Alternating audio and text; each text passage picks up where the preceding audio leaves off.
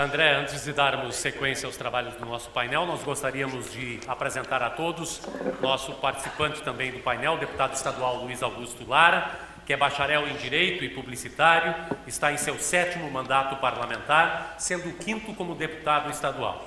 Em 2002, assumiu a Secretaria de Estado do Turismo, Esporte e Lazer, foi presidente do Diretório Estadual do PTB para a gestão 2009-2012. Em 2011, assumiu a Secretaria de Estado do Trabalho e do Desenvolvimento Social, retornou à Assembleia Legislativa em 2015 e foi presidente da Comissão de Finanças, Planejamento, Fiscalização e Controle, membro titular das comissões do Mercosul e Assuntos Internacionais, de Saúde e Meio Ambiente, bem como da CPI das Próteses e dos Medicamentos. Atualmente é vice-presidente da Comissão de Finanças, Planejamento, Fiscalização e Controle e membro titular das comissões de Cidadania e Direitos Humanos do Mercosul e Assuntos Internacionais. André, por favor, a palavra é sua. Obrigado. Bem-vindo, deputado Lara. Esses currículos são sempre incompletos. O deputado Lara é DJ também, né? Assim como o governador Germano Rigoto era chefe da Tosca, torcida organizada da Sociedade Esportiva e Recreativa Caxias, nos anos 80. O ex-governador Ciro Gomes eu não sei, né, mas sei que foi ministro da Fazenda e certamente teve oportunidade, como ministro da Fazenda, de interferir em muitos processos que foram trazidos aqui pela professora Maria Lúcia Fatorelli. Por isso eu lhe convido a fazer uso da palavra, ministro Ciro Gomes. Boa tarde a todos e a todas, os meus irmãos e irmãs brasileiros, gente querida do Rio Grande, a distinta mesa, Maria Lúcia, com quem tive o privilégio de trabalhar ainda quando ela, muito jovem, continua sendo, trabalhava na Receita Federal, que é um centro de excelência do serviço público brasileiro. Meu caro amigo e grande brasileiro que o Rio Grande nos deu, o governador Germano Rigoto, meu caro amigo, companheiro de caminhadas por aí, o deputado Lara, e o meu caro amigo André. Eu estou desenvolvendo umas contribuições intelectuais muito sofisticadas e eu vou entregar em primeira mão para vocês hoje uma. Todas as vezes que você viu um tatu, essa é uma contribuição intelectual, em cima de um toco, você pode apostar sem medo de errar que alguém botou esse tatu ali. Por uma circunstância simples, tatu não sobe em toco. E a exposição que a Maria Lúcia fez nos deixa com muita clareza a noção do que de fato se trata o Brasil. Nós temos que manejar um conflito distributivo. Nós temos um conflito distributivo em que a democracia recém-conquistada brasileira, e sob intensa ameaça, penso eu, nesse momento, ela protocolizou um conjunto de símbolos de uma democracia que são importantes. Por exemplo, de 4 em 4 anos a gente é chamado a votar. Ela anuncia, protocolos de liberdade de expressão. Isso não é trivial, é muito importante. Houve um tempo em que não havia isso, em que alguém escreveu isso, ou falou alguma coisa podia dar até em morte, como aconteceu com Vladimir Zog.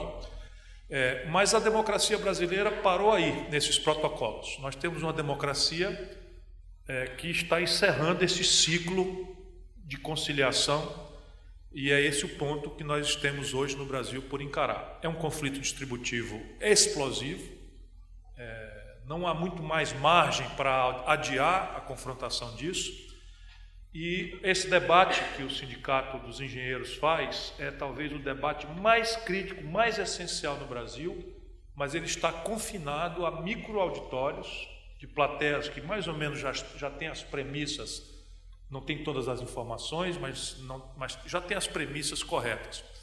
O de que se trata é como é que nós damos empoderamento político à compreensão desse conflito distributivo e como é que, ao compreendermos esse conflito distributivo, como é que nós alteramos isso de uma forma que, idealizo eu, não seja necessariamente pelo caminho da violência, do vamos lá buscar e vamos tomar o que nos estão tirando. Mas nós estamos nos aproximando disso, acreditem, não é esforço de retórica. Uma sociedade exitosa, do seu ponto de vista civilizatório, e foi o que eu andei especulando aí sim, de forma mais séria agora, academicamente, na vivência que eu tive depois de ser deputado 2 vezes, prefeito, governador, ministro da Fazenda, eu senti uma grave necessidade de curar a minha ignorância para entender essas coisas do desenvolvimento do Brasil. e rompi com o Fernando Henrique, que tinha ajudado a fazer o real sob a liderança do Itamar Franco, e percebi que havia ali uma coisa muito séria, muito bem intencionada, pelo menos quanto eu pude testemunhar, mas de uma precariedade absolutamente gritante, e era lúcida, nós compreendíamos a precariedade daquilo, e eu posso resumir para todos aqui, sem que nós sejamos necessariamente muito qualificados, embora o auditório aqui me facilite muito a tarefa pela superqualificação. A ideia básica era a seguinte, nós não podíamos fazer a estabilização sem que antecedências, diziam os técnicos, fossem praticadas. Então havia um desequilíbrio fiscal, apontado de novo, como sempre, né, um modelo tributário ruim, um modelo previdenciário desequilibrado, com tendência a se agravar, e um Estado muito ineficiente, muito corrupto, etc., etc., etc., e ciclos de crise política deslegitimando governos que mal se constituíam, já se desmoralizavam. Havia sido ali primeiro o Sarney, né, com o Plano Cruzado 1, Cruzado 2, 58, não sei o que e tal, os impostores tipo Maílson da Nóbrega, que ofereceu uma inflação de 84% num mês e ainda hoje vende consultoria. Está tudo de cabeça para baixo no Brasil. Né? E a consultoria no Brasil é informação privilegiada, porque ele suborna meia dúzia de burocratas lá embaixo no Banco Central e vende informação, como é que vira o pré-fixado, o pós-fixado, como é que vira a taxa de câmbio, etc., etc. Eu sei bastante bem o que eu estou falando. Senão ninguém ia pagar nada para o Maílson da Nóbrega, porque consultoria mesmo ele não tem, expertise mesmo ele não tem nenhuma. Nós, entretanto, eu era na época governador do estado do Ceará, nós dissemos sim, eu estava dando a história da desconstituição. Então, Sarney, aí nós elegemos, quer dizer, vocês ou eles, né, elegeram o Collor, que ia resolver a parada toda, e não sei o que e tal, e de fato, nesse assunto dívida, ele foi talvez o mais útil dos presidentes. Ele esterilizou 1/3 da dívida, na época, por aquela maluquice de sequestrar a poupança da população, não sei o que, papapá. E, evidentemente, caiu também por isso. Houve ali um consenso em que a plutocracia quis a cabeça dele, e nós outros cá embaixo quisemos também, fizemos ali uma sociedade de conjuntura, derrubamos o Peste e o Itamar Franco assumiu. Logo em seguida o Itamar teve a coragem, porque o Itamar era inorgânico a essa trempe. Isso eu sei bastante bem o que eu estou dizendo, porque acabei virando ministro da Fazenda do Brasil ali, sob a liderança do Itamar. Só para dar um parênteses a vocês, para fazer justiça a esse grande homem, houve uma contratação pelo Fernando Henrique de um esforço de desmoralização do Itamar, que era para impedir a chance do Itamar eventualmente sombreá-lo na paternidade do real e eventual na sua pretensão, depois comprada a R$200 mil o voto, na reeleição que aconteceu. Também isso tem inquérito. A propósito, o corretor da compra de votos é hoje um dos capitães do impeachment moralizador do Brasil, da Dilma, que é o Paulderney de Tal, líder do Democratas. Esse daí era o que traficava R$200 mil para comprar votos no Congresso Nacional e hoje está indignado aí com a imoralidade do Brasil e precisamos dar um jeito nessa Dilma e derrubá-la agora mesmo. Né? Mas vou contar uma história que é típica do que eu quero dizer na conclusão dos meus 30 minutos. Eu era ministro da Fazenda e um belo dia entra o Pedro Malan, que era presidente do Banco Central, e entra dizendo pálido, assim, às 4h15 da tarde, dizendo que o mundo ia se acabar, que o Bradesco, o Itaú e sim, a banca privada tinha resolvido não refinanciar os títulos do Banespa e do Banerj, que eram na data emissores secundários de moeda, corrupção violenta, emitiam títulos que o mercado não aceitava, e aí entrava o Bradesco, bancava a coisa e cobrava 30% de juros, 40% de juros por mês, né? Não era por ano naquela época, e repunham no mercado, mas overnight. E um belo dia, eu tinha chegado ao Ministério da Fazenda, eu tinha uma opinião antiga sobre esse assunto, já tinha chamado o Quércia de ladrão, é antigo meu sofrimento, viu, Germano? Tinha chamado o Quércia de ladrão e o Quércia e o Banespa me processaram. E eu acho que por causa disso eu cheguei lá, então eles resolveram medir forças comigo, no Ministério da Fazenda. E resolveram, sem aviso nenhum, não rolar a dívida do Banespa e do Banerj naquela data. E eu disse, Pedro, e aí? Aí nós temos que, e me ofereceu ali uma proposta de PROER, que era a emissão de dinheiro público para fechar. De muda a conversa que comigo não tem. Aí sim, então o mundo vai se acabar, o sistema vai entrar no vinagre e tal, etc. Talvez isso seja o caso de falar com o presidente da República. Eu peguei o telefone e liguei para o Itamar. Presidente, eu tenho essa situação aqui e o Pedro Malan está me falando em negócio aqui de dinheiro público, eu não recomendo. Não, de jeito nenhum, tá bom. Então, diz o Pedro Malan que nós vamos correr um risco grande, que talvez seja o caso do senhor fazer um apelo a eles para fechar a conta hoje e a gente ter um tempo para conversar e tal. Ministro, eu não me dou com essa gente, disse o Itamar. Só para vocês terem clareza de quem era esse grande brasileiro. Ministro, eu não me dou com essa gente. Ligue em meu nome. E eu liguei para o doutor Lázaro Brandão, e foi muito difícil a conversa, mas eu tive que botar o Banco do Brasil e a Caixa Econômica entre o Bradesco e fazer uma reunião no dia seguinte. Foi quando eu acabei a brincadeira e resolvi fazer a intervenção num dia só dos dois bancos. Liquidei os dois bancos, Banespa e Banesp. Desde então, eu que era o garoto prodígio da vida pública brasileira, virei o novo Collor, né, para essa elite aí. Mas não faz mal, estou contando isso porque este é o ponto. É um conflito distributivo. E eu estava dizendo que na especulação sobre o êxito civilizatório, você vai encontrar, por trás dessa babel de instituições, de línguas, de histórias, etc., de guerras, de conciliábulos, etc., etc., eu me perguntava academicamente se haveria um padrão a ser encontrado que explicasse a premissa do êxito civilizatório. E eu quero crer, e é essa a minha homenagem a esse querido auditório, em cima do que nós vamos conversar, coisas práticas, eu tenho para mim que há sim uma premissa que explica o êxito civilizatório. Volto a dizer, a institucionalidade é a mais variada possível, a retórica então é mais variada ainda, como se chegou aqui ou acolá neste e naquele valor ainda mais variado, mas parece que o êxito civilizatório depende fundamentalmente de três premissas. A primeira, e eu vou ficar mais tempo por causa do tema na terceira, mas a primeira é uma obviedade que, para a nossa retórica, é uma obviedade, mas que nós não cuidamos de realizar. É investimento em gente. Não há precedente civilizatório de êxito sem que você, ou historicamente, o caso da França, o caso da Inglaterra, em que as suas primeiras universidades são fundadas no século XIII, né? Ali tem uma decisão crônica de investir em gente. Ou, para que nós brasileiros não tenhamos tanta angústia, casos mais agudos, recentes. Por exemplo, o experimento coreano, na Coreia do Sul, naturalmente, né? E o experimento chinês mais recentemente.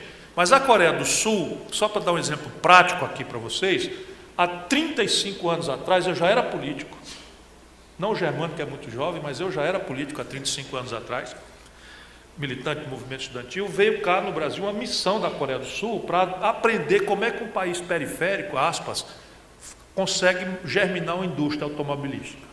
O Brasil, naquela data, 35 anos atrás, tinha capacidade instalada para produzir 600 mil veículos por ano, e a Coreia do Sul nenhum. E o resultado da missão, eles estranharam muito, copiaram aqui algumas coisas e tal, mas disseram, não, pensavam que o Brasil tinha uma indústria automobilística. Na verdade, vocês estão sendo sede de indústria automobilística internacional, não é o nosso caso. Mas copiaram algumas premissas nossas, que era do nacional desenvolvimentismo, Cepalina, etc., etc., e replicaram lá. A Coreia do Sul hoje tem 4 marcas globais e já detém 12% do mercado automobilístico dos Estados Unidos, com plantas sediadas na Coreia. Há 30 anos atrás, a Coreia do Sul não tinha nada de plataforma eletroeletrônica, nada, absolutamente nada. E aí tem uma opção de coisas para a gente entender, mas a Coreia do Sul hoje tem 5 marcas globais. Aqui nesse auditório deve ter Samsung, LG, enfim, as marcas globais que a Coreia do Sul tem. O Brasil não tem nenhuma, né? Nem nesta, nem naquela, mas agudamente o que aconteceu na Coreia do Sul foi um belo dia, eles resolveram mudar o currículo escolar, reduzir a quantidade de disciplinas, focar nas matemáticas, na física, etc., etc., e empreender uma jornada diária na escola o dobro da tradicional, e muito rapidamente, na primeira geração, nós estamos há 30 anos desse episódio, 30 aninhos, o que é animador para um país como o nosso. Então, investimento em gente é a primeira premissa. A segunda é uma coordenação estratégica, governo, empreendedores e academia. Volto a dizer, não importa a institucionalidade. A China, por exemplo, tem um dirigismo, partido único, planos quinquenais, cinquentenários, etc., etc., e vai resolvendo o problema ali, etc., etc. Os americanos fazem uma linguagem para fora, mas não há nada, inclusive essa crise de 2008 é caricata disso. Eles inventaram, que nem o George Orwell, uma nova língua. Né? Eles estatizaram o setor de seguros, estatizaram fração da indústria automobilística, estatizaram parte dos bancos e não chamam de estatização, chamam de pré-privatização. O fato é que a coordenação estratégica, governo, empreendedores e academia, é a outra premissa civilizatória de êxito que eu encontrei em um esforço de compreensão acadêmica para entender o Brasil. E terceiro, que nos traz para o tema de hoje, não prospera, jamais prosperou, salvo uma única e inimitável exceção, aquela nação que não tenha, por detrás do seu experimento de êxito civilizatório, consertado um alto nível de poupança doméstica. Ou seja, o capital para o desenvolvimento se faz em casa. Isso não espanca o concurso do capital externo, mas até a qualidade do capital externo disponível para quem tem elevado nível interno de poupança é o melhor disponível. Que é que nem funciona gerente de banco, com todo respeito se tiver algum aqui presente, né? Mas gerente de banco é assim também. Se você tiver uma saldo da conta muito alta, ele lembra do dia do seu aniversário, manda cesta de Natal para sua casa, etc. Se você tiver com cheque especial furado e precisar, né, quebrar um galho ali, ele não pode lhe atender, está em reunião, e essa reunião não acaba nunca. E assim funciona a finança internacional, que me desculpe os economistas, é assim mesmo que funciona. Então a qualidade do capital externo é tanto mais disponível quanto mais alto é o seu nível de capital doméstico. E ao contrário do que pode supor a vã estupidez neoliberal, que sendo ideologia de quinta categoria, nos foi vendida e lá fora já está desmoralizado, mas entre nós ainda segue sendo vendido como ciência boa, o nível de formação bruta de capital de uma sociedade, ou seja, o nível de poupança local de uma sociedade, não é consequência fatalista das obras do acaso, nem da força da gravidade, nem do entrechoque liberal individualista das forças de mercado, etc., que tem seu papel. Mas o nível de formação bruta de capital, que é o nome que os economistas dão, a quanto de estoque da sua produção você reserva para investir, é consequência de arranjos institucionais que a política, ela mesma e só ela faz ou deixa de fazer. Faz bem feito ou faz mal feito. E aqui está o ponto aonde eu dou grande relevo ao trabalho da Maria Lúcia, a professora Fattorelli, né? Que está chamando a atenção do Brasil para este ponto. No Brasil, a formação bruta de capital está ancorada a exíguos, nesse momento, de novo, 14% do PIB. Eram, quando terminou o governo Fernando Henrique, 13% do PIB.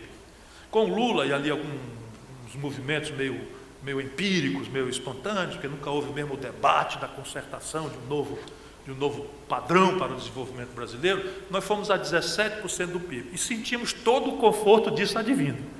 O salário mínimo, por exemplo, como expressão simbólica da proporção do salário na renda nacional, saiu de $76 a poder de compra para $320 a poder de compra. A proporção de crédito em relação ao PIB nacional saiu de ridículos e mais baixos da humanidade, 13% do PIB para 50% do PIB, focando em coisas populares importantes, como a construção civil, que bombou, não é, companheiros engenheiros? Né? 4, 5 anos atrás estava faltando engenheiro no Brasil, menos por infraestrutura e mais porque bombou o crédito para a construção civil. O crédito para a agricultura familiar, o crédito para semiduráveis e duráveis, que levou o nosso povão às compras, né, de eletroeletrônico, de geladeira, fogão, micro-ondas, motocicleta, por exemplo, jumento voltou a ser animal selvagem no Ceará.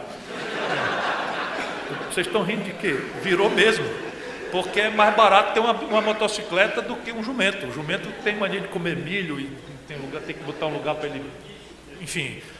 E agora o jumento está nas estradas, solto, livre, sem dono, porque está todo mundo de motocicleta e o meu ambulatório lá, meu posto de saúde mais importante, 80% do politrauma é gente desqualificada, do seu ponto de vista de treinamento, andando de moto, para cima e para baixo, e os políticos fazendo campanha para não exigir capacete, porque isso é uma exigência muito elitista, que esse negócio de capacete é muito calor no Ceará, que não faz sentido. Durmas com um barulho desse, nós enfrentamos essa situação. Por isso que eu virei secretário de saúde. Estavam precisando de um cabo para dar uma apertada, eu fui lá ser secretário de saúde por um ano. Felizmente alguma coisa melhorou. Mas a formação bruta de capital, como eu disse, é consequência de arranjos institucionais que a política faz ou deixa de fazer. Faz bem feito ou faz mal feito. E no caso brasileiro, é absolutamente clara que a política é de deformação da nossa poupança para o investimento. Claramente. Esse ciclo de expansão, nós somos para um keynesianismo mal lido, fizemos expandir o progresso do país com um alargamento da plataforma de consumo, sem ter por onde financiar. Aí eu digo, não é sob o ponto de vista fiscal, é macroeconomicamente. Porque quando a gente olha a parte de manufaturados, a conta de manufaturados do Brasil, e isso é a pista de por onde nós vamos resolver o problema, podemos resolver potencialmente o problema, a Maria Lúcia também já mencionou isso, o Brasil está se desindustrializando. E o nosso padrão de felicidade, aspas, moderno, transitou da espiritualidade romântica da minha geração, né, da insurgência revolucionária que nós nos atribuímos, para o consumismo. Eu sou feliz se eu der conta de acessar um padrão de consumo maravilhoso, que eu tenho notícia pela internet, ou pela televisão e pelo rádio, vis-à-vis a minha renda apertada. E isso é a explicação, isso é uma premissa de um livro novo que eu estou rabiscando.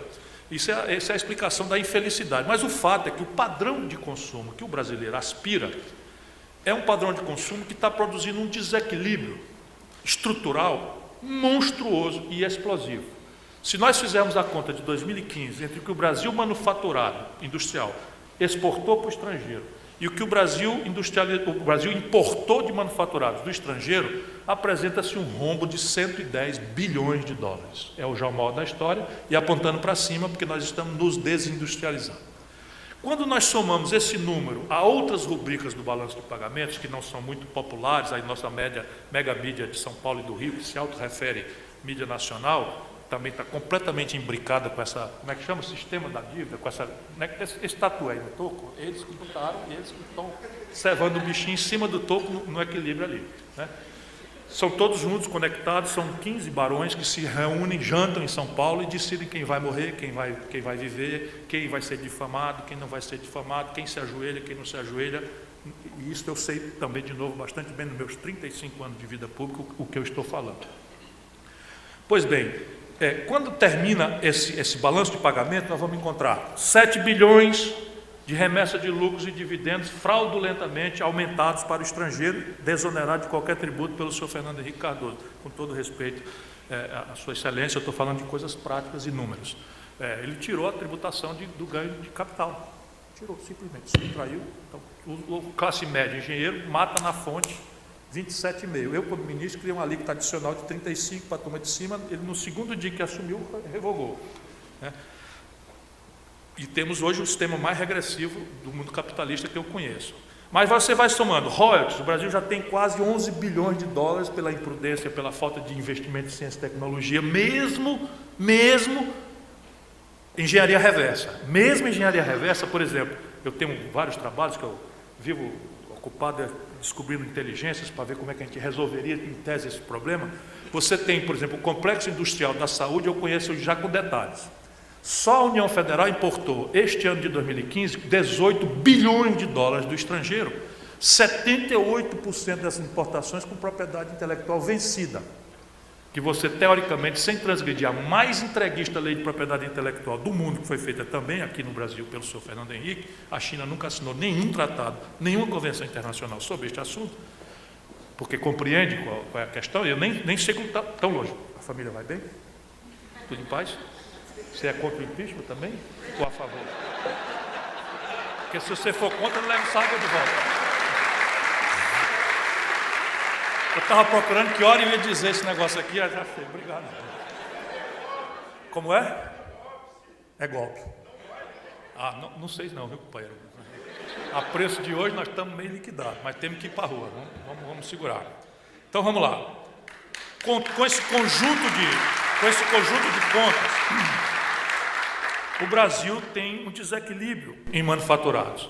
E nós fomos disfarçados disso por um ciclo de super commodities que, por sua vez, foi impulsionado por um ciclo absolutamente impressionante, em que a China discrepou de tudo quanto é de padrão tradicional do capitalismo e mais que isso, na contramão do dogma neoliberal que avassalou a humanidade, a China começou a crescer a 15%, 16%, 17% ao ano.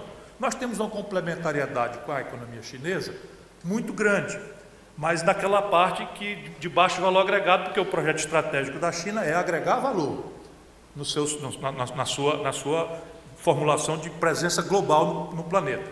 Aí o que acontece? A gente vendia, nós todos precisamos saber disso, agora, urgente, senão a gente começa a entrar em simplificações grosseiras e botar a culpa no Chico, no Manel e na Maria, e amanhã vai entrar outro Manel, esse ladrão, e a gente vai continuar com o mesmo problema. Eu estou falando do Michel Temer e do sócio dele, Eduardo Cunha. E também sei o que eu estou falando. Pois bem, a gente vendia uma tonelada de minério de ferro, eu estou trabalhando na CSN, para pagar o gin das crianças, eu trabalho na CSN, a gente vendia por $180 a tonelada em 2014. Chegamos a vender por $41 há 2 meses atrás. Agora bateu em 52, 53. Nós vendíamos, atenção Brasil, nós vendíamos um barril de petróleo, quando fizemos a lei de partilha, eu ajudei a fazer, eu era congressista nessa data, por muito menos disso o Mossadegh caiu no Irã, e nós reservamos, já de forma muito generosa, 30% para a presença obrigatória da Petrobras, pensando em domínio tecnológico, pensando, enfim, em destinação pública dessa riqueza. Pois bem, naquela data, com nível de escala que ainda é mais ou menos o mesmo hoje, nós estamos tendo custo de produção de $41 no pré-sal. Custa $41 para extrair um barril de petróleo. E a gente vendia 110. Só que o petróleo bateu consistentemente em $30. Ou seja, toda a imensa riqueza do pré-sal micou. A preço de hoje, se a gente não tiver uma visão estratégica de natureza pública, que não entre nesses curtoprazismos e tal, como a China, por exemplo, está fazendo, a gente simplesmente para de produzir o pré-sal, porque hoje é prejuízo. O que é que nós estamos fazendo? Truque, sem combinar com o povão, estamos fazendo um truque. Que é o truque qual é? A gente vende a $30 no estrangeiro, mas cobra do brasileiro 98. Nós estamos cobrando do brasileiro um barril de petróleo a $98. Isso para entregar o capital privado, que hoje é controlador da maioria do capital da Petrobras, embora o capital não votante, por obra e graça do seu amigo, do vosso amigo Fernando Henrique Cardoso. Eu não estou falando mal dele pessoalmente, estou falando de concepção de país. E para explicar por quê, concluindo, que esse conjunto de desequilíbrios é que deprime a formação bruta de capital no Brasil. E isso, produzindo o desequilíbrio externo, traz para o Brasil, por uma outra porta, uma consequência para a economia doméstica, agora estrito senso. Qual seja, dado que o conjunto de contas do país com o estrangeiro é crônica e estruturalmente deficitário, porque abrimos mão de uma política industrial de comércio exterior, abrimos mão de um projeto nacional de desenvolvimento, satanizamos até essas palavras. Projeto parece uma coisa centralista, dirigista e, portanto, é impertinente. Nacional é uma coisa boba, porque a globalização é que é, como se a tecnologia fosse global, como se o padrão de financiamento internacional fosse igual ao do Brasil, como se o nível de escala das empresas brasileiras fosse igual ao da China. A China produz 1 bilhão de camisetas numa fábrica, os custos relativos de produção delas são dramaticamente mais baratos. E, companheirada, se eu posso assim chamar, porque estou amando o auditório, a China tem um custo de produção em que, invariavelmente, um bem ou serviço, o preço final dele é mais barato do que custa produzir a mesma coisa ou seu equivalente em pequena escala. A informação cultural é que 7 em cada 10 dos nossos empregos vem de pequena empresa.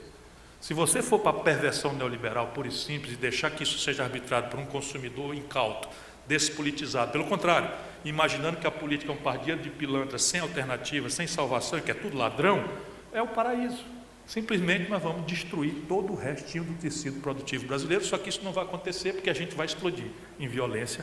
No primeiro momento está sendo essa violência atomizada, que já infelicita a vida nossa toda em todo canto, e no segundo momento será a violência orgânica, de confronto de selvagem de grupos, porque a institucionalidade, o apego à institucionalidade também está começando a perder o respeito, a respeitabilidade, o judiciário fazendo, judiciário não, ministros, tipo Gilmar Mendes fazendo discurso político na véspera de um julgado sobre o assunto do qual ele fez o discurso político, e assim, não que eu acho que as coisas do Lula sejam defensáveis, não são. Quem é do nosso lado não pode fazer os novorrichismos que o Lula andou fazendo, nem o PT as bobagens que andou fazendo no país. Porém, estou falando do amor às instituições, que é o que nos protege da selva. Voltando ao leito e concluindo, os desequilíbrios na conta do Brasil com o estrangeiro geram uma pressão aqui dentro, qual seja, fora outras tantas, a nossa moeda tende a uma crônica de desvalorização frente ao dólar. Não quero ser teórico aqui, nem preciso nesse ambiente, mas isso gera imediatamente uma miragem de inflação. E a miragem de inflação, porque não é inflação mesma, é que os preços relativos mudam de patamar. Simples assim, eu comprava um remédio, e 80% da química fina brasileira são importados, eu comprava um remédio a R$2 por dólar e passo a comprar um remédio a R$4 por dólar, ou seja, imediatamente o preço do remédio tende a dobrar o valor. Eu ando de ônibus, o ônibus, o principal insumo é óleo diesel, o diesel nós compramos do estrangeiro, porque vendemos petróleo bruto, in natura, e compramos derivado de fora, pagamos em dólar. Eu como uma pizza domingo, é trigo eu não produzo com suficiência, destruíram a produção de trigo do Brasil na esteira de fazer a indústria de São Paulo ter algum privilégio no Mercosul, cansei de avisar, e também ninguém quis ouvir, né? Eu fui o cara que assinou o Tratado de Ouro Preto, essa coisa, mas, enfim, aqui no Rio Grande houve uma imprudência, um certo descuido, que acaba explicando uma parte grave dos problemas que vocês, com minha dor, estão passando. O fato é que você tem um conjunto, um receituário, que ao apresentar-se uma mudança de preços relativos e uma miragem de inflação, nós atiramos nisso com taxa de juros. E aí vem tudo que a Fattorelli falou. É mentira, é absolutamente mentira, tecnicamente, que a inflação brasileira é de demanda. Eu vou explicar rapidamente, sem precisar, mas vai que tem um estudante que veio aqui, e eu vou falar para ele com o testemunho de vocês. Repare bem, se eu mudo o patamar de câmbio e o trigo passa a custar R$4 por dólar e não 2 por dólar, qual é o efeito que a taxa de juros tem sobre este aumento de preços relativos? Responde, nenhuma. E o outro, a Maria Lúcia já falou, se eu, em função também de ter dolarizado as tarifas para fins de privatizar, eu abri mão da veleidade, foi uma das molecagens que aconteceu, que me fizeram romper com o PSDB, que tinha sido um deles, fundador deles, o único governador eleito nas eleições de 90, fui ministro, me arrisquei com tudo que fez, porque acreditava que estava fazendo uma coisa decente. No dia seguinte eu vi a merda acontecendo, com licença aqui da expressão, acontecendo, porque merda é uma coisa que às vezes acontece mesmo. E eu rompi e passei a escrever, eu não estou falando da minha biografia, passei a escrever e nós não quisemos ouvir. A sociedade brasileira às vezes tem uns momentos, e eu amo esse povo, é o meu povo, mas a sociedade brasileira às vezes faz uns ouvidos moucos de cansar qualquer cristão que queira apelar para a inteligência e não para essas simplificações grosseiras. Estamos vivendo exatamente um momento parecido com esse.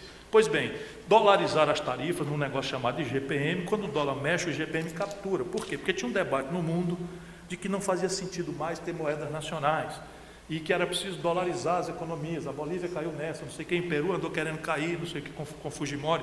E o Brasil, nós temos uma sociedade civil um pouco mais sofisticada, nós resistimos à ideia, e os técnicos são muito hábeis e criaram um mecanismo de dolarizar as tarifas públicas, que é um índice que, em tudo por tudo, captura sensivelmente a mudança do câmbio, chama-se IGPM.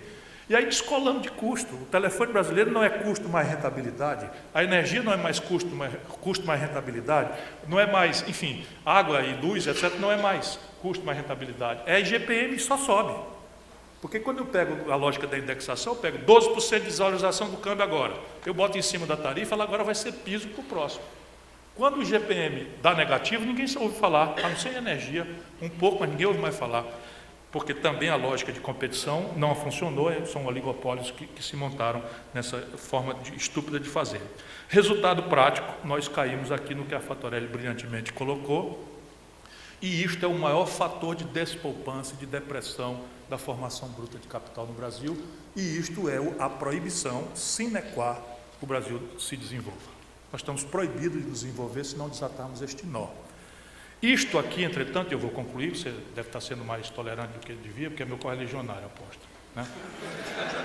O André eu conheço bem, basicamente um jornalista importante. Eu fui tolerante com a Fattorelli também, né? Mas ela merece. Né? Eu também. Não falou tanta abobrinha quanto eu aqui. Mas o que eu queria dizer é o seguinte, não é só isso, você precisa ter um setor previdenciário. E aí não é questão de déficit ou não déficit, porque há uma grande discussão sobre esse assunto, e eu posso concordar com o argumento, embora eu o considere algo falacioso, só para provocar, de que se o setor público cobre o desequilíbrio do orçamento da Seguridade Social, portanto, a Seguridade Social não é por si própria autossustentável, autofinanciável. E aí eu concordo, porque nós resolvemos, por exemplo, na Constituinte, botar 10 milhões de trabalhadores rurais que jamais contribuíram para a Previdência Social para dentro como beneficiários. Só este passo arrebentaria um regime de repartição como é o nosso. Mas o problema não é esse, o problema é demográfico. É que quando nós montamos o nosso modelo de repartição, o Brasil tinha uma sociedade dramaticamente jovem, com 6 pessoas ocupadas para financiar um aposentado com expectativa de vida inferior a 60 anos. Hoje nós não somos mais uma pirâmide etária, nós somos um botijão de gás etário. É outra contribuição minha, não aceita naturalmente. O botijão de gás etário quer dizer o seguinte: caiu dramaticamente a nossa juventude, as nossas crianças. A grande maioria hoje somos gatões da meia-idade, tipo eu e o Germano, né? Gatões da meia-idade, e já temos muitos idosos. Resultado prático: 1,7 trabalhador ocupado para financiar uma aposentadoria de uma expectativa de vida superior a 70 anos, 73 anos. Então, esse sistema demanda uma reflexão.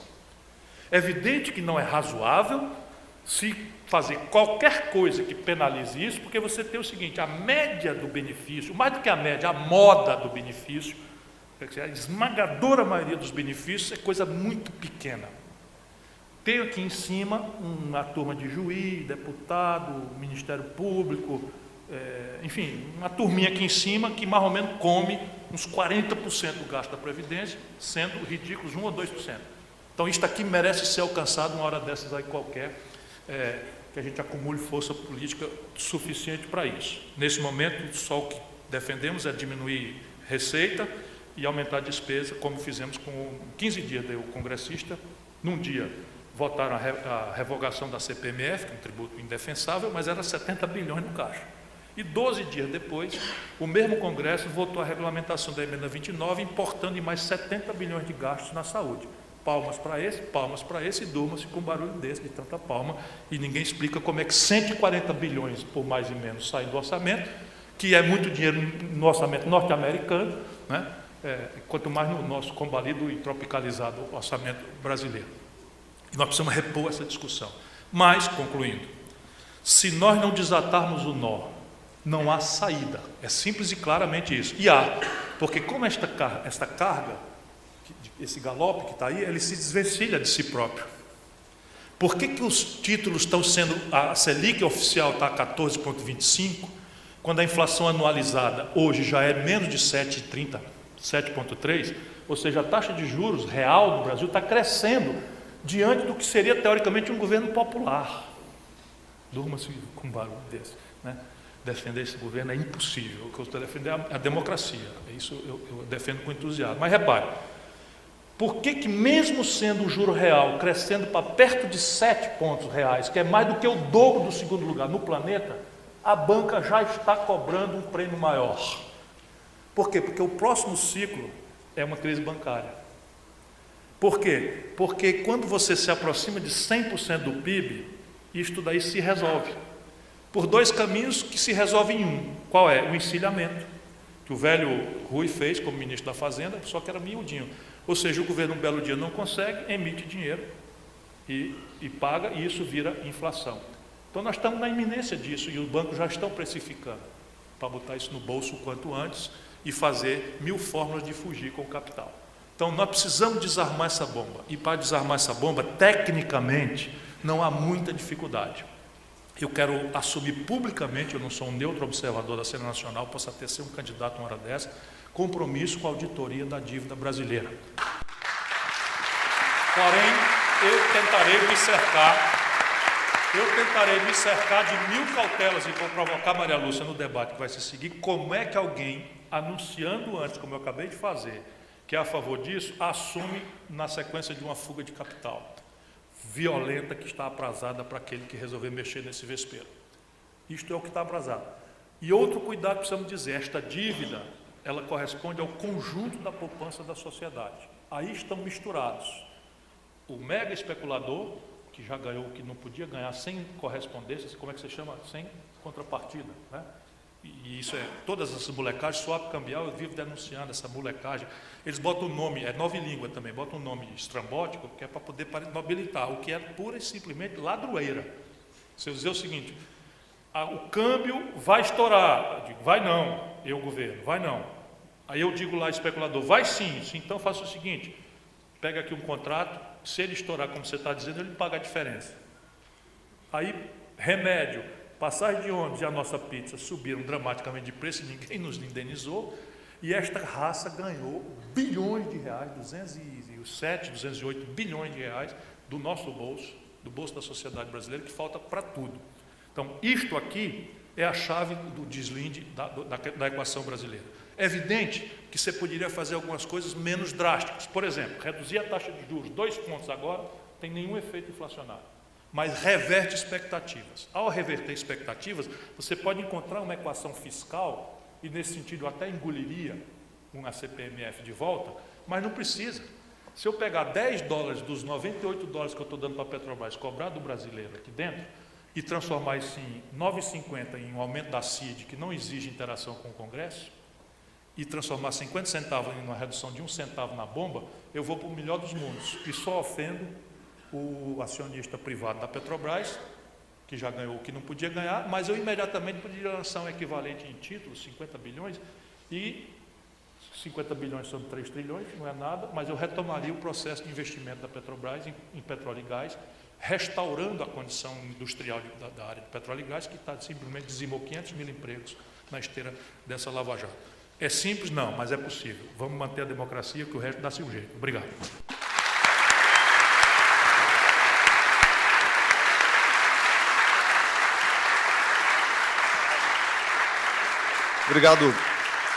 Obrigado, ministro Ciro Gomes. Eu não poderia interrompê-lo, não tem nada a ver com questão de correligionário, mas vai que ele se eleja presidente da República, eu vou tentar uma entrevista, ele vai dizer que não vai dar para aquele cara que cortou. Já tem garantia, tem 2 compromissos públicos aqui. Convidar meu colega de jornal Gente, governador do estado do Rio Grande do Sul, Germano Rigoto, homem que eu ouço há mais tempo falar de reforma tributária nesse país.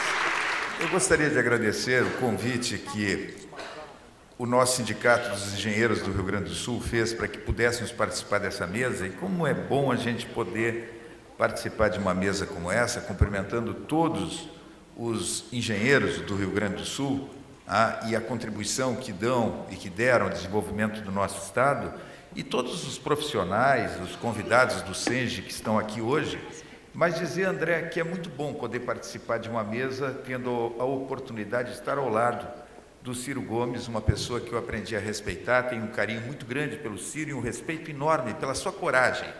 E aqui o Ciro é um político verdadeiro, muitas vezes incompreendido e muitas vezes criticado por ser verdadeiro. Ele diz o que pensa, ele diz o que acredita e ele faz com que, de repente, se coloque pingo nos is em questões que o país precisa efetivamente enfrentar. Então, eu fico muito feliz de poder reencontrar o Ciro aqui em Porto Alegre, muito feliz de poder estar ao lado da nossa doutora Maria Lúcia Fatorelli, que eu tive a oportunidade de conhecer a professora Maria Lúcia como presidente da grande entidade nacional, do Fisco, e que nós discutíamos a reforma tributária e tínhamos na FENAFISCO uma grande apoiadora de que nós tivéssemos mudanças do sistema tributário, deixando, no caso, os profissionais ligados à FENAFISCO de lado questão corporativa e discutindo aquilo que precisávamos debater e discutir com relação às mudanças do sistema tributário. Então, professora Maria Lúcia, parabéns pela sua visão, parabéns pela sua luta, porque é uma pena que aquilo que a senhora coloca aqui praticamente não tem. Eu tenho aqui os nossos jornalistas, amigos da imprensa que estão aqui, mas é uma pena que esses dados não cheguem na mídia, ou a mídia não dê, às vezes, a importância que deveria dar para isso. Quando a professora Maria Lúcia, eu digo ao deputado Lara, que é membro do nosso painel, faz parte do nosso painel, eu tive a alegria de tê-lo como meu secretário de Turismo, fez um belo trabalho na Secretaria de Turismo, mas quando eu vejo, deputado Lara, um dado como esse, que praticamente mostra o porquê que estamos vivendo os problemas que estamos vivendo, que significa menos investimento em educação, menos investimento em segurança, menos investimento em infraestrutura, menos investimento em educação, que o Ciro colocou como o fator fundamental entre as transformações que o país precisa, e citou o exemplo da Coreia. Por que estamos tendo menos investimentos em áreas que precisaríamos ter mais investimento público? Por quê? Porque se gasta 45% na rolagem da dívida, na amortização ou no pagamento de juros da dívida. 45%. E quando se discute isso? E quando se fala nisso no Brasil, no custo de uma rolagem de dívida? E quando se fala que 1 ponto percentual de aumento na taxa básica de juros significa em torno de 15 bilhões de reais ano de custo para a rolagem da dívida. 1 ponto percentual de aumento da Selic. Quer dizer, quem discute isso? E essa discussão ela teria que ser feita, e ela teria que haver mais transparência com relação a isso, porque isso tem a ver com qualidade de serviços públicos, isso tem a ver também com a federação, porque a professora Maria Lúcia colocou ali também o fato de nós termos, enquanto gastamos ou despendemos 45% para juros e amortização, os estados e municípios recebem 9%. Parece que esse foi o dado, 9%. E os estados e municípios pagam uma conta absurda com relação a esta política monetária. Porque, na verdade, o Casaroto que está aí, onde é que está o Casaroto? Está lá o Casaroto, deve ter de manhã colocado a briga dele para mostrar ao Brasil o que representou esse processo de federalização de dívida, mas principalmente a não correção dos contratos que deveriam ter sido corrigidos. Ciro, quando nós fomos governadores, eu fui governador de 2002 a 2006. O governador Olívio Dutra foi o primeiro governador do Rio Grande do Sul que teve que pagar dívida de governos anteriores. O estado do Rio Grande do Sul tinha 10 bilhões de dívida que foi federalizada. Depois o meu governo veio em seguida tendo que pagar em torno de 1 bilhão e 800 milhões a 2 bilhões por ano para a União. E tínhamos ainda que enfrentar que, a partir de 97, o meu estado, nosso estado, que era um estado exportador, começou a perder receita devido à Lei Candir, que o governo federal não cumpriu aquilo que tinha assumido, de que 50% das perdas dos estados exportadores seria reposta pela União. No máximo, ao longo de todos esses anos, foi 17% num ano de reposição para os estados exportadores. Então, nós tivemos, de um lado, a partir de 97, que pagar uma dívida do passado, e, de outro lado, ter uma redução de receita, principalmente estados exportadores, estados não, que não era exportador, não tem problema nenhum, mas estados com vocação exportadora tiveram que ter uma redução da sua despesa, da sua receita. Então, aumento de despesa e redução de receita. Agora, eu fui lá no Congresso Nacional, aprovei a federalização da dívida dos estados. Eu estou sendo incoerente dizendo que houve problema depois? Não, a federalização era necessária. Havia uma bagunça com relação aos estados, e a rolagem de dívida, emissão de títulos, era um absurdo, não tinha responsabilidade fiscal nenhuma. Os governadores faziam dívida e não tinha nenhum limite para esse processo de endividamento. E como tu tinha que determinar a estabilidade da moeda, tu tinha que fazer com que a política econômica fosse alterada até para combater a inflação, tinha que resolver o problema dos estados. E a federalização, na época, foi excelente. A federalização foi excelente, não teve um governador que foi contra a federalização, não teve um secretário de Fazenda dos 27 estados da federação que foi contra a federalização.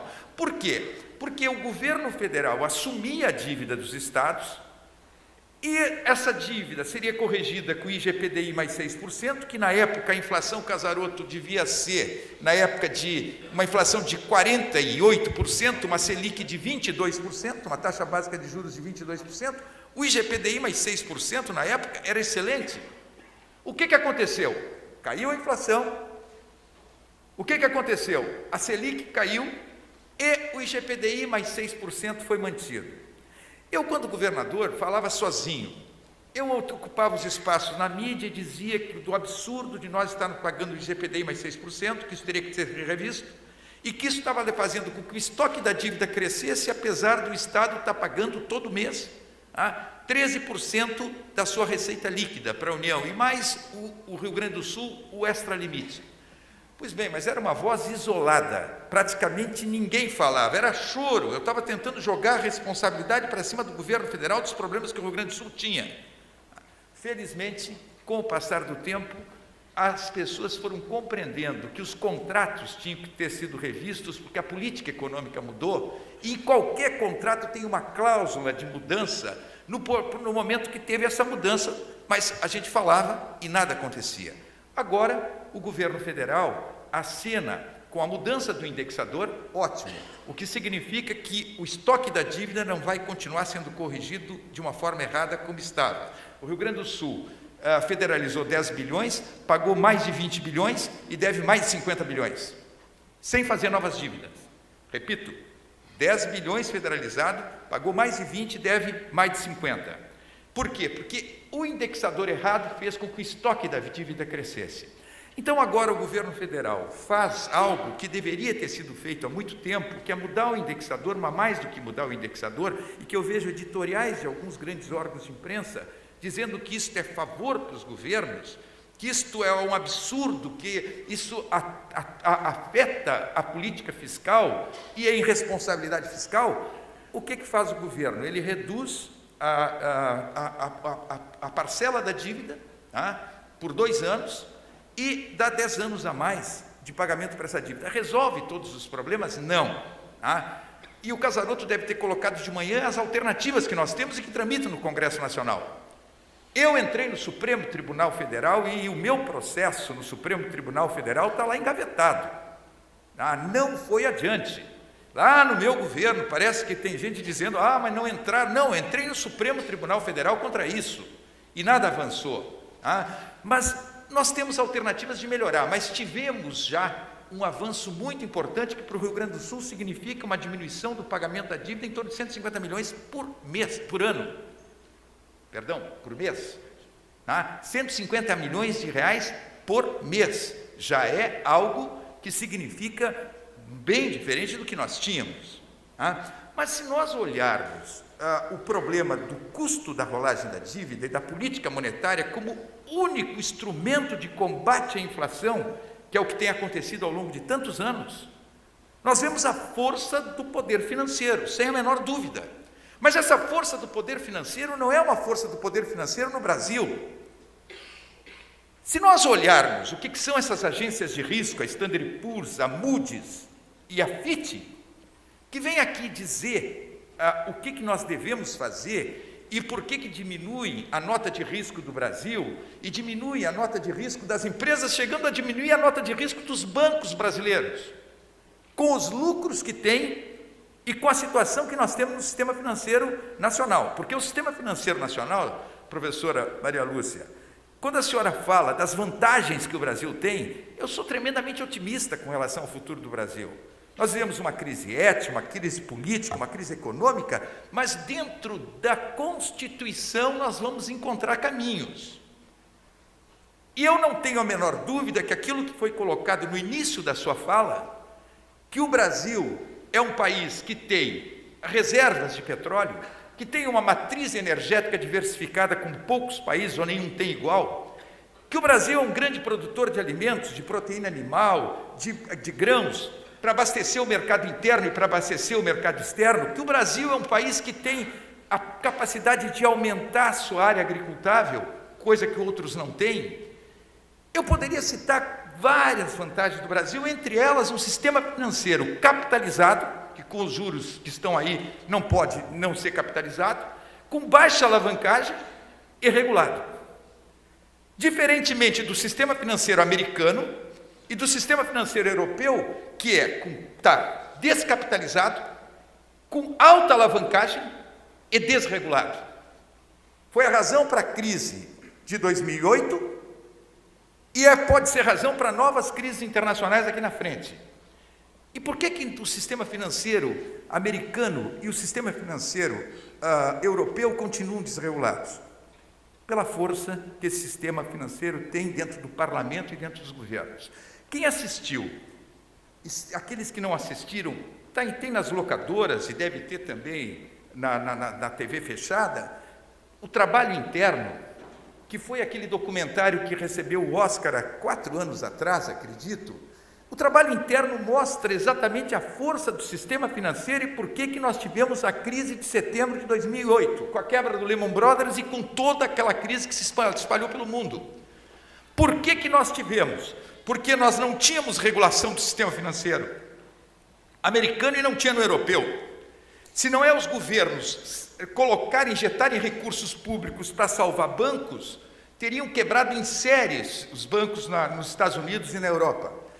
Aí o presidente Obama, disse na sua campanha eleitoral que ele evitaria uma nova crise no sistema financeiro, regulando o sistema financeiro americano. E aparece o Obama no documentário falando que faria a regulação, coisa que não aconteceu até ali. Simplesmente até hoje essa regulação não aconteceu, porque esse trabalho interno mostra, o documentário mostra, que como nos outros governos, em cargos chaves do governo americano estão homens e mulheres que representam o sistema financeiro e que não deixam avançar uma regulação forte.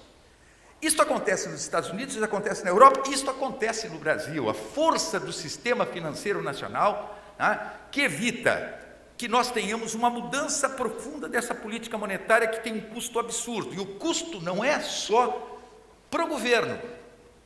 O governo, no momento que tem que rolar a dívida e pagar o que paga para a rolagem da dívida, tem que fazer ajuste fiscal, tem que cortar despesas em áreas essenciais, tem que investir menos em áreas que deveria investir, a sociedade paga a conta por não ter os serviços que deveria ter, e nós temos um processo que foi colocado ali também de desindustrialização no Brasil, que é das coisas mais sérias que tem acontecido nesse país, esse processo de desindustrialização.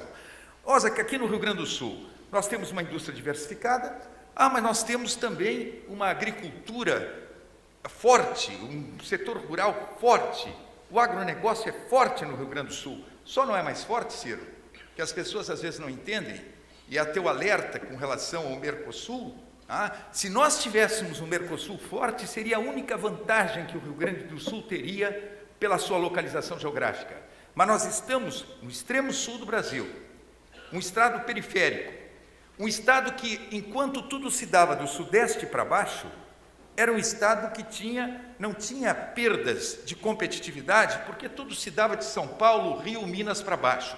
Quando o seu estado, e o Nordeste, o Norte, o Centro-Oeste, começaram a ter um processo de desenvolvimento e começaram a ter um mercado interno forte, o que fazem as empresas? As empresas se deslocam para lá, gerando emprego, renda. O que aconteceu com o Rio Grande do Sul? Nós não temos aquilo que poderíamos ter, que é esse Mercosul, que nós, no coração dele, teríamos uma vantagem incrível. Não tendo isso, nós temos a perda de competitividade por estarmos aqui e termos custo muito maior para transportar os nossos produtos lá para aquela região que já está consumindo e para trazer insumos para cá. Então, pagamos uma conta pesada por isso, mas eu não tenho a menor dúvida que, se nós olharmos para o Brasil e nós olharmos o que custa esta política monetária equivocada, errada ao longo de tantos anos, nós vamos ver que os estados pagam a conta, nós vamos ver que os municípios pagam a conta e nós vamos ver que a nossa indústria aqui está pagando uma conta pesadíssima. Porque o processo de desindustrialização, ele está crescendo. O que é o processo de desindustrialização hoje? Quais são as causas desse processo de desindustrialização? O que significa uma desindustrialização é menos emprego, menos renda, menos desenvolvimento.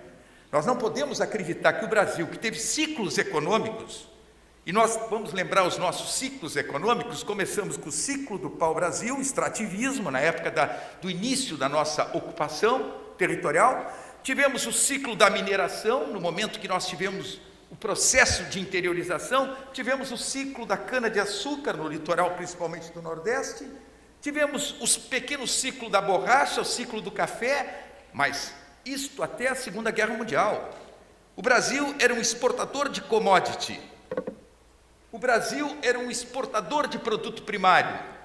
Aí nós tivemos o processo de industrialização, e qualquer país que queira se desenvolver tem que ter uma indústria forte. O que ocorre hoje? O que ocorre hoje é que pelo custo Brasil, e no custo Brasil está carga tributária excessivamente elevada, no custo Brasil está a logística, os custos da logística pelo baixo investimento em infraestrutura, e o investimento em infraestrutura não acontece por quê? Porque o Estado tem que pagar este custo absurdo da dívida. Então, o baixo investimento em infraestrutura encarece o produto brasileiro, tira a competitividade da indústria para exportar e para competir no mercado interno com o produto importado. Juro altíssimo, que recai sobre a indústria, então, juro, a carga tributária, logística. A única coisa que reverteu nesses últimos meses foi o dólar, que o câmbio era desfavorável à indústria nacional. E o câmbio, com essa desvalorização do real, deu um oxigênio mínimo para a indústria nacional. Mas esse processo de desindustrialização está em marcha e tem a ver com o juro cobrado. Então, eu diria o seguinte: atrás da dívida pública, nós temos sim um atentado à nossa soberania, nós temos sim menos desenvolvimento, nós temos sim menos investimentos em infraestrutura, e o cerne disso tudo, o início disso tudo, está nesse processo que foi colocado muito bem pela professora Maria Lúcia e complementado pelo Ciro Gomes. Acredito que esse debate que está acontecendo hoje aqui, promovido pelo Sindicato dos Engenheiros do Rio Grande do Sul, ele é muito importante, mas ele tem que ser aprofundado. Eu acredito que o próprio sindicato, eu vejo tantas entidades que estão apoiando a realização desse seminário, deveriam encontrar uma forma de divulgar, de publicar isso, de mostrar isso efetivamente, o que representa isso na vida de cada um e de cada uma, sabendo a dificuldade de conseguir espaço na grande mídia. Porque o sistema financeiro, não aqui apenas, tem um domínio muito forte sobre a informação. Então, nós não podemos deixar de saber que a guerra é difícil, mas que tem que ser enfrentada com transparência, com verdade e com alternativas que vão ser colocadas a isso. Sem doidice. Sem doidice. Eu acho que nós estamos vivendo um momento da vida pública nacional que exige muita calma. Quando eu olho nas redes sociais, dá medo ver o ódio, a raiva, a radicalização de posições que nós estamos tendo aí. Eu acho que isto é péssimo para o país e péssimo para encontrar um caminho. Eu vejo pessoas olhando para o seu umbigo, para o seu interesse de ocupar cargo, espaço em governo e não pensando naquilo que pode significar alternativa para o país, para sair da crise econômica, política e ética que nós estamos vivendo. Então, eu acredito que a hora é de muita responsabilidade, de muito respeito à Constituição, porque, professora Maria Lúcia, eu vou complementar as vantagens do Brasil. Sabe o que a senhora não colocou e nas suas palestras pelo Brasil afora pode colocar? Que além de tudo aquilo que foi dito ali, o Brasil não tem conflito étnico, o Brasil não tem conflito racial, o Brasil não tem conflito de fronteira. Um investidor que vai investir em qualquer país do mundo olha para isso. Se nós pegarmos os BRICS, Brasil, Rússia, Índia, China, nós vamos ver que o Brasil, que está vivendo essa crise tão difícil, essa falta de expectativa, de olhar para frente e não sabe o que vai acontecer, mas que o Brasil vai passar isto, e ele tem muito melhores condições que outros países, tem o bônus demográfico que ainda nos favorece até 2025. O bônus demográfico, se nós pegarmos os países europeus, que depois da crise de 2008, estão ainda vivendo problemas, e os problemas que eles vivem são muito mais difíceis de resolver, porque a população deles envelheceu, não tem capacidade produtiva, capacidade de trabalho. Talvez esses países tenham que entender que essa migração que está acontecendo e que tem tanta resistência, ela possa ser a solução para esses países terem mão de obra que precisam para se desenvolverem no futuro, pelo envelhecimento da sua população. Não é só uma questão de humanidade, é questão de olhar o que está acontecendo com eles que tem dificuldade de alavancar o desenvolvimento por uma população muito envelhecida, que nós, felizmente, ainda não temos. Estamos a caminho disso. Mas eu diria que, se tu comparar com a Rússia, a União Soviética, com a dissolução da União Soviética, a Rússia se enfraqueceu, depende da exportação de petróleo, o petróleo chegou àquilo que o Ciro colocou, o preço do barril a $30, e a Rússia está numa situação terrível, com guerras de fronteiras, com conflitos étnicos, com problemas de toda ordem. Se nós pegarmos a Índia tem conflito étnico, a Índia tem conflito racial e a Índia tem conflito de fronteira, com guerra iminente a qualquer momento com o Paquistão, e guerra nuclear. Se nós pegarmos a China, que tem projeto de 30 anos, quando nós não temos um projeto de 4 anos de desenvolvimento, e vamos lá, eu não estou falando neste governo, eu estou falando nos vários governos. Nós não temos projeto de 4 anos. Por exemplo, quando eu falava na indústria, o Ministério de Indústria e Comércio é uma figura decorativa, o Ministro de Indústria e Comércio. O Armando Monteiro vem aqui agora dia 5, 6, dar uma palestra. O Armando pode ter todas as boas intenções, mas o Ministério de Indústria e Comércio, ele não tem força nenhuma. E não tem força hoje como não teve ontem. Por quê? Porque não tem força, porque não tem decisão de uma política industrial que passe 4 anos. A China tem de 30. Agora, a pergunta que eu faço, quem conhece a China, sabe que a China é um barril de pólvora. Quando aconteceu a crise de 2008, o que teve que fazer o governo chinês? O governo chinês teve que irrigar de crédito o mercado interno e teve que aumentar a renda da população urbana. Então, aquilo que o Ciro falava das vantagens que eles têm, a renda do trabalhador chinês está aumentando 10% ao ano, coisa que não acontecia. A mão de obra deles era uma mão de obra semi-escrava. Por quê? Porque eles têm que ativar o mercado interno por falta de mercado externo. Mesmo com isso, a China está com uma previsão, o que é péssimo para o Brasil, principalmente para a exportação de minério de ferro, está com uma possibilidade de ter um crescimento esse ano de 7 pontos percentuais do PIB, que parece excelente, mas eles precisam crescer 9%. Então, 7% do PIB é um crescimento ruim para eles. E tem reflexo no Brasil, que depende das exportações de commodities para lá. Mas a China é um barril de pólvora. Este crescimento do consumo que eles fizeram para ativar, não vamos esquecer que a China não tem democracia. Não vamos esquecer que é fácil tu impor um projeto de 30 anos com um governo que controla tudo. Agora, o que está acontecendo com a China? O chinês não tinha informação. Hoje ele está recebendo informação, por mais que o governo controle, as redes sociais são praticamente incontroláveis. E o chinês está recebendo informação. Segundo, ele gostou do consumo. Eu fui na China uma vez e fiquei impressionado com a quantidade de bicicletas, que só andavam de bicicleta. Vai na China hoje, tu só vê carro. As ruas são abarrotadas de carros. Eles são os maiores produtores e os maiores consumidores de automóveis do mundo. Maiores produtores e maiores consumidores. Eles adoraram o consumo. Essa população urbana quer ganhar mais. Essa população urbana quer consumir mais. Em compensação, tem uma população rural que o governo segura que não vá para a zona urbana porque não tem como absorver, que é miserável.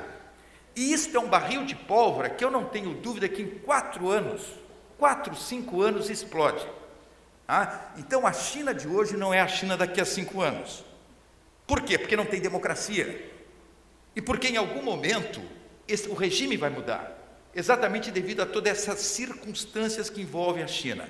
Então, o fato de nós termos uma democracia que, se Deus quiser, não vai ter nenhum tipo de percalço pela frente, uma democracia que ela é estável e que nós vamos ter que encontrar as nossas alternativas dentro do que determina a Constituição, nós não temos conflito étnico, não temos conflito racial, não temos conflito de fronteira e temos aquelas vantagens todas. Então, eu acredito que, se enfrentarmos questões como essa, o Brasil tem condições de ocupar um grande espaço no futuro e eu sou muito otimista com relação a isso. Muito obrigado.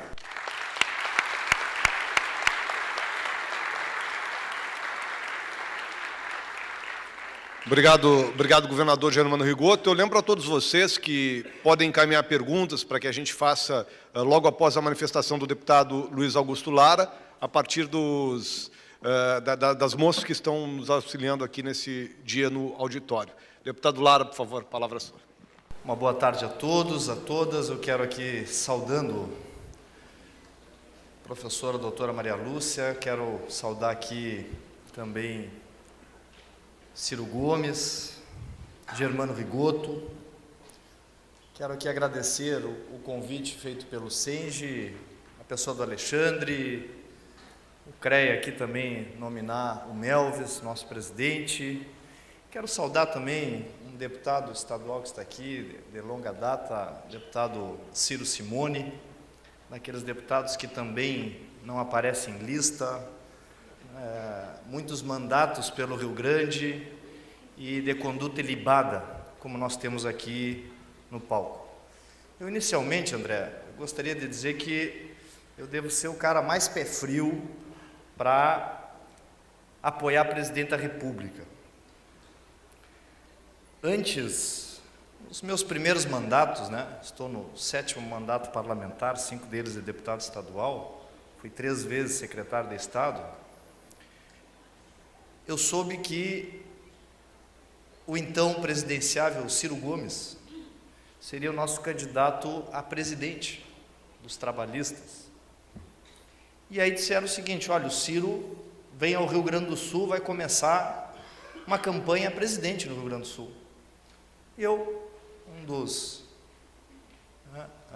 membros do diretório estadual, disse: olha, vai começar lá por Bagé. Os caras disseram: tu vai trazer um cara do Ceará para Bagé no inverno? Como é que tu vai fazer uma coisa dessa? Não, vamos lá, porque lá tem uma aristocracia, lá tem um pessoal que precisa ouvir verdades. E como disse o Rigoto, o Ciro é meio parecido com aquele filme que tem aí, o Político Sincero, Não sei quem já pôde assistir, é um filme muito engraçado, mas na verdade o Ciro vai e diz o que tem que dizer, o que pensa. E aí nós chegamos em Bagé, Dom Pedrito, fizemos 2. A primeira coisa que eu dei para ele foi um poncho, um pala. Me alegrou depois, durante a campanha, ver o Ciro vestindo lá em Santa Catarina aquele pala que ele ganhou lá em Bagé.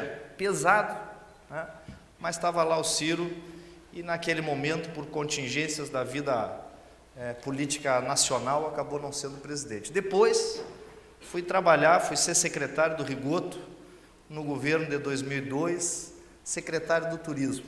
E eu dizia para o Rigoto: mas, governador, o que região metade sul tem a ver com turismo? Sapasto, olhe bem, não tem recurso aqui, o que eu vou fazer aqui? Como é que eu vou trabalhar? Com muita criatividade e esforço.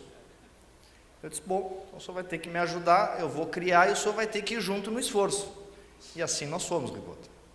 Implementamos a Semana Farroupilha, levamos o Rio Grande do Sul para Sapucaí, enfim, fizemos vários eventos televisivos aqui, ganhamos o Top de Marketing, a DVB, no turismo, e o Rigoto sempre junto, sempre participando, e já não havia dinheiro naquela época. E o Rigoto, sempre muito cortês, tentando, suave, mais firme nas suas convicções, tentando não fazer enfrentamentos com o governo federal para ver se conseguia amenizar um pouco a situação. Mas não tinha jeito. E mesmo assim tinha muita gente do Rio Grande do Sul, que havia saído do Rio Grande do Sul, estava no governo federal e não havia jeito. E aí eu não entendi o porquê que não havia jeito. Pois bem, passei por mais secretarias, por mais mandatos, e agora, o ano passado, quando eu assumi a presidência da Comissão de Finanças, Planejamento, Fiscalização e Controle, eu comecei a entender claramente o porquê que os governos não conseguem jeito de resolver a crise que nós estamos vivendo. Comecei a entender, e eu vou falar aqui, vou me ater ao Rio Grande do Sul, porque eu acho que uma aula de política, economia, global já foi dada pelos que me antecederam. Eu comecei a ver que realmente quem manda no país e quem manda na maioria dos países do mundo é o sistema financeiro. E quando eu fui convidado, André, para vir a essa palestra, eu disse: será que eu estou entendendo bem? O pessoal vai falar de dívida pública, desenvolvimento e soberania nacional. mas isso tem a ver com levantar os joelhos, deixar de estar postado de joelhos perante o sistema financeiro, aos bancos.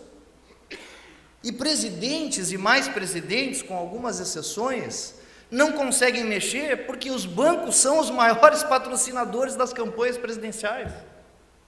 Aí tu começa a entender a equação. Mas eu vou me ater ao Rio Grande do Sul, e no Rio Grande do Sul, como presidente da Comissão de Finanças, eu fui pesquisar a origem dessa dívida. O Brito renegociou, federalizou, o Olívio foi o primeiro a pagar. Não, mas será que é daí que vem a dívida? Aí eu fui pesquisar aquele livro do Lira Neto, do Getúlio Vargas.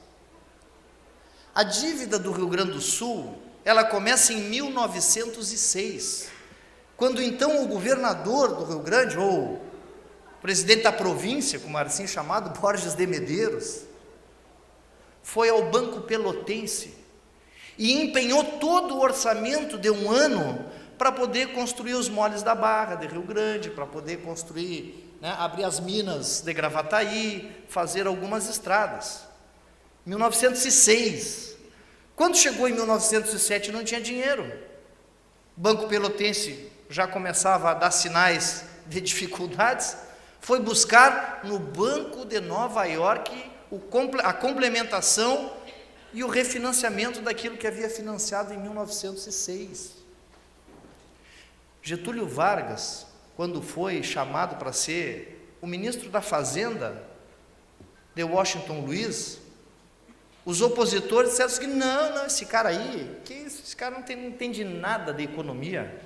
Aliás, vem de um estado insolvente, praticamente insolvente, em 1926. Então, desde lá, nós estamos de joelhos e não conseguimos mais levantar. E eu pensei, será que eu vou ir para um seminário que vai se falar disso?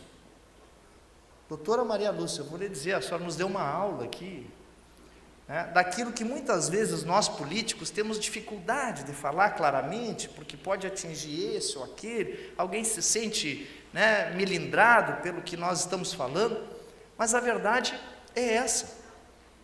O ano passado, nós tivemos alguns enfrentamentos fortes na Assembleia Legislativa, fortes, alguns deles até, a população foi impedida de entrar na Assembleia Legislativa.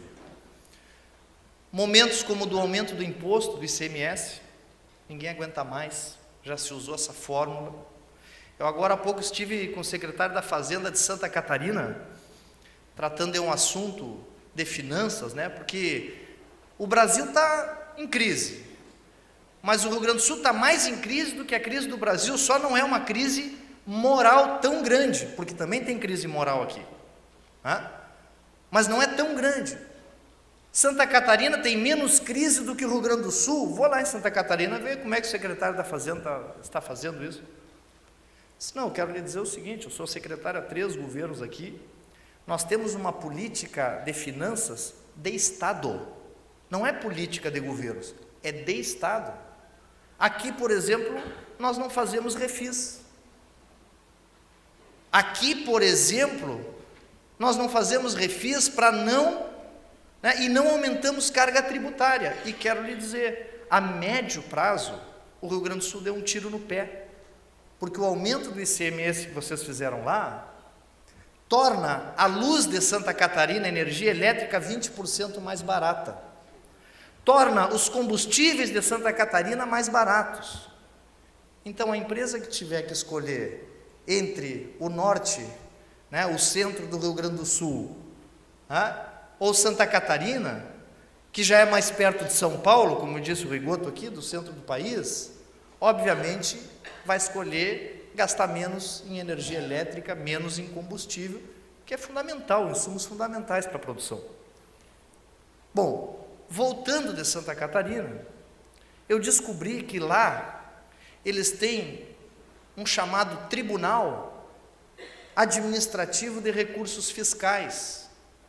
Vocês já ouviram falar qualquer coisa em termos de governo federal? Chama-se CARF no governo federal.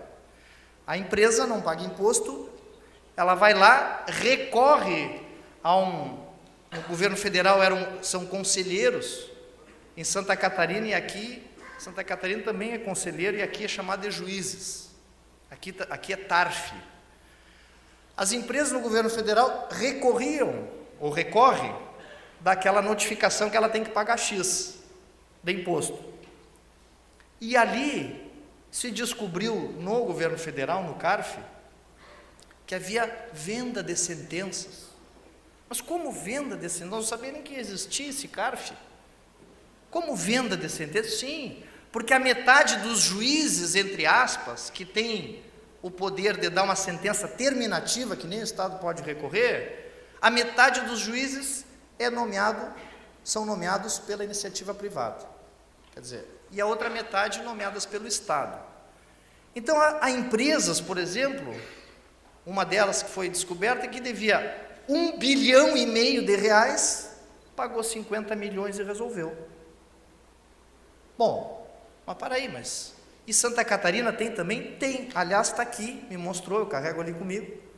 A Fundação Getúlio Vargas fez um ranking, onde Santa Catarina tem o TARF, que é esse Tribunal de Recursos Administrativos, mais transparente do país.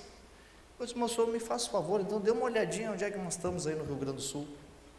Olha, Rio Grande do Sul, o senhor está aqui, 12º lugar de transparência. Fui estudar o TARF. Nós temos aqui um organismo ligado à Secretaria da Fazenda, que em 2014, conforme os dados do Tribunal de Contas que eu trago ali, o acumulado em 2014 foram julgados mais de 5 mil processos e o acumulado foi mais de 8 bilhões de reais. Ah, mas quem é que julga isso? É carreira? É magistrado? Não. Tem 3 federações empresariais que nomeiam 6 juízes, seus advogados, e o secretário da Fazenda que nomeia mais 6. Bom, aí tu começa a ver que um tribunal de 12 pessoas, onde 6 são da iniciativa privada, 6 são do governo, em 2014 julga 8 bilhões de reais, acumulados 8 bilhões de reais, e eu com esse monte de mandato, e eu acho que tu também, Ciro, porque a maioria todos os colegas que eu falei, não sabia nem que existia o tal do TARF, tem que ter transparência.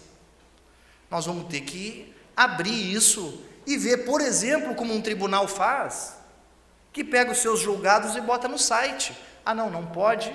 O Tribunal de Contas do Estado não podia fazer auditoria em nome do sigilo. Pô, mas sigilo para o Tribunal de Contas? Mas por que eu estou falando isso? Porque nós temos que olhar o Estado como um todo, mas principalmente na questão da receita. Não tem mais como esconder julgados de recursos fiscais.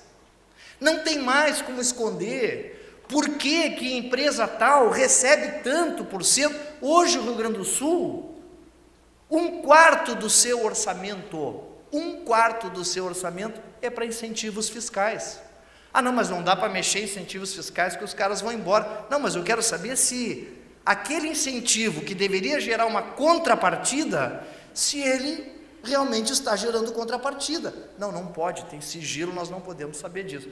Então, gente, o que nós estamos tratando aqui é de que tratar do sistema financeiro como o grande algoz é verdade? É verdade. Quem são esses caras? O Ciro Gomes falou agora há pouco que tem 15 pessoas, 15 barões que se reúnem em São Paulo, em torno do Majan, e ali eles mexem. O Brasil tem que saber disso. Não sabe por quê? Porque muitos comandam grandes empresas que sustentam a mídia. É verdade. Então, isso que vocês estão fazendo aqui, esse seminário que faz com que vocês deixem a obra e trabalhem da obra para fora também, é o que o país tem que fazer. A gente é muito teimoso e teima e pensa que porque nós estamos numa democracia, que trabalhar da porta da empresa para dentro vai resolver. Não vai resolver, vocês vão ter que trabalhar mais para produzir mais, para gerar mais riqueza e para pagar mais imposto. porque a lógica arrecadatória é a lógica do sistema financeiro. Agora, estão rolando a dívida do Rio Grande. Tá bom, ótimo, coisa boa, vamos rolar, vai dar um fôlego de quase 300 milhões por mês, 280 milhões, vai ficar em 150, vai melhorar um pouco. Um detalhe: contrapartida, não pode contratar mais ninguém para a Brigada Militar. Não pode contratar concursado. Concursado não pode ser chamado. Aqui, deputado, ministro Ciro Gomes, no Rio Grande do Sul, o número de aposentados da Brigada Militar já é maior do que o número do efetivo nas ruas, na ativa. Não pode mais. Então, que dinheiro é esse que tu consegue, desde que tu não possa oferecer segurança para o Rio Grande do Sul? Não, hospital é o seguinte: fecha os hospitais do interior, fecha, e mantém só os da capital. Então, mas a lógica da saúde é o seguinte: a pessoa não pode pegar uma ambulância para fazer o parto em Porto Alegre, porque ela vai ganhar no meio da ambulância, ainda mais nas estradas do jeito que estão. Então, nós temos sim, esta é a hora de agir sim, é a hora de fazer o que vocês estão fazendo, trabalhando do lado de fora das construções. Tem jeito? Tem. Já foi dito aqui alguns, mas nós no Rio Grande do Sul, particularmente no Rio Grande do Sul, não tem mais tempo a perder a não ser uma auditoria na dívida pública que o Rio Grande do Sul tem, não pode mais tardar. Se os governos não fazem isso, se o governo não faz isso, nós temos que fazer na Assembleia e vamos fazer.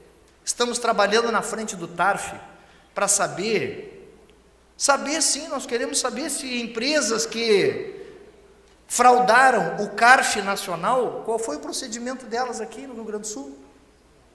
Será que foi só lá, não foi aqui? Tem que ver. Será que... Eu tive com o secretário de Santa Catarina, ele disse o seguinte: olha, a ação de vocês do Rio Grande do Sul está muito bem, está muito fundamentada, é uma ação robusta, mas nós estamos fazendo uma ação que eu acho que é o que vai resolver o problema de Santa Catarina. Qual ação? Nós estamos questionando, governador Rigoto, secretário de Santa Catarina, no final até perguntei para ele: mas por que está me dando tanta dica assim? Essas dicas que está dando vai melhorar o Rio Grande do Sul, concorre contigo. Não, é que eu sou gaúcho, diz o cara para mim, de Flores da Cunha. Eu achei fantástico. A ação de Santa Catarina na dívida é somente em um ponto. Um ponto contratual, a taxa Selic. E eles questionam se a taxa Selic é simples, como está no contrato, ou é capitalizada, como não está no contrato e é cobrada. Porque se ela é simples, como está no contrato, foi cobrado indevidamente e a dívida do Rio Grande do Sul está praticamente paga. Porque ninguém entende como é que uma dívida de 10 bilhões, se paga 24 bilhões e ainda deve 50, não vai pagar nunca. Então, meus amigos, parabéns pelo trabalho, obrigado por poder estar aqui, compartilhando um pouco isso com vocês. Quer dizer, acho que nesse momento o máximo que nós podemos fazer é nos reunir, compartilhar informações e logo em seguida formar opinião para que a gente faça assim uma auditoria da dívida, para que a gente abra os incentivos fiscais que o Estado e que o país dão a empresas que, via de regra, muitas delas são financiadoras de campanha. E o que a gente pode fazer é dizer para as pessoas, os nossos amigos, os nossos funcionários, os nossos familiares, que o que o Brasil está passando é uma fase de transformação e de transformação necessária, porque se não tivesse acontecido isso agora, nós continuaríamos sendo roubados como somos por décadas e décadas e décadas nesse país. Muito obrigado, que Deus abençoe o nosso Rio Grande e o nosso país.